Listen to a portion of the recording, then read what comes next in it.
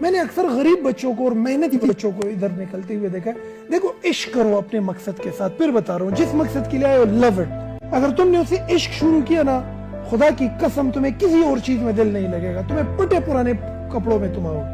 آپ میں سے جتنا فقیر بندہ ہوگا, جتنا عاجز بندہ ہوگا, جتنا جن کے پاس وسائل ہوں گے اسی پر یقین اور اسی پر اللہ کی رضا راضی ہوگا, وہ بچہ آگے بڑھے گا. اور وہ فریکشن اس کو نہیں ملے گی. فریکشن کہتے ہیں جب دو چیزیں آپس میں ٹکراتی ہے. آپ آگے ایک بہت بڑا کردار بننا چاہتے ہیں لیکن آپ کلاس روم میں اپنے دوست کے اچھے موبائل میں پڑے ہوئے ہیں. آپ کے اندر اتنی صلاحیت ہے کہ آپ ایک سائنٹسٹ, ایک ایسٹروناٹ اور ایک بہترین لیڈر بن سکتے ہیں, ایک پولیٹیشین بن سکتے ہیں, لیکن آپ کلاس روم میں تیسری قطار میں بیٹھے ہوئے گلزمین جان کے کارٹن کے سوٹ میں پڑے ہوئے ہیں, ان کے ہاتھ میں بندھی ہوئی گھڑی میں پڑے ہوئے ہیں, اس کے پہنے ہوئے چمڑے کے جوتوں میں پڑے ہوئے ہیں, اور اپنے رگڑے ہوئے پٹے ہوئے پرانے جوتوں کے سوچ میں پڑے ہوئے ہیں. تو یاد رکھو آپ کی مثال اس ٹرالی جیسی ہے جو 50 کلومیٹر پر آر کی رفتار سے سپیڈ لیتی ہے اور کیچڑ میں پنسی ہوئی. تو آزاد کرو خود کو ان ٹینشنوں سے. اگر یہ ٹینشنیں ہوگی, اور یہ زیادہ تر سکول لائف میں ہم ان تجربات سے گزرتے ہیں کیونکہ ہماری عمریں کم ہوتی ہیں, کالج اور یونیورسٹی لائف میں ان چیزوں سے گزرتے ہیں. جو بچہ اس انفیریورٹی اور سپریورٹی بھی ایک تباہی ہے. یاد رکھو, ایک تو بیچارہ بینچ میں بیٹھا ہوا بچہ جو ہے, یہ بینچ پر یہ 4 بچے بیٹھے ہوئے ہیں, ایک تو انفیریورٹی میں ہے, احساس کمتری میں ہے کہ میرے پاس کیوں نہیں ہے یار, وہ پیچھے پیچھے بینچ میں بیٹھا ہوا ہے. ایک اس میں سپریورٹی میں ہے. یہ سپریورٹی بھی تباہی ہے. سپریورٹی میں اس طرح ہے کہ وہی ماں جوڑم خواہ چولے ماں سر موبائل خرے ماں کور کی گاڑے مشتا, ہاں جی زب بہتر ٹول نخیم دی خواب خیالے کی.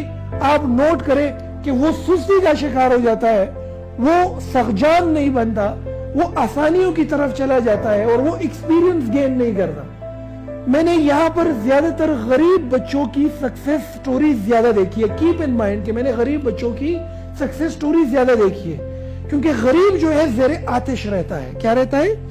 وہ مصائب اور مصیبتوں سے نکلا ہوا ہوتا ہے. اس کو اندازہ ہوتا ہے کہ سخت دھوپ کیا ہے, گرمی کیا ہے, سردی کیا ہے. ان کو کم چیزوں کی اہمیت ہوتی ہے, اس کو پراپر یوٹیلائز کرنے کی کوشش کرتے ہیں. لیکن جو سپریورٹی کا شکار ہوتا ہے وہ آرام سے سکون کی زندگی میں بیٹھا رہتا ہے. اور یاد رکھیں کہ great things never come out of a comfort zone.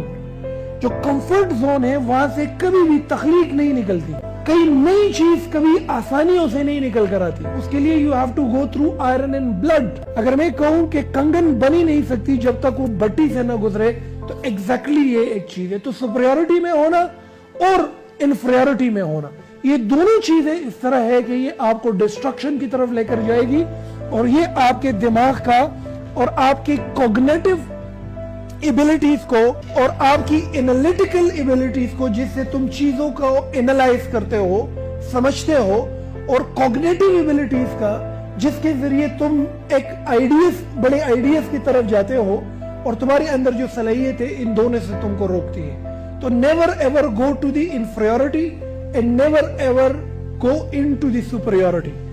Live within the superiority and inferiority. جو تمہارے پاس ہے اس پر استقامت اختیار کرو, اس پر اللہ کا شکر ادا کرو.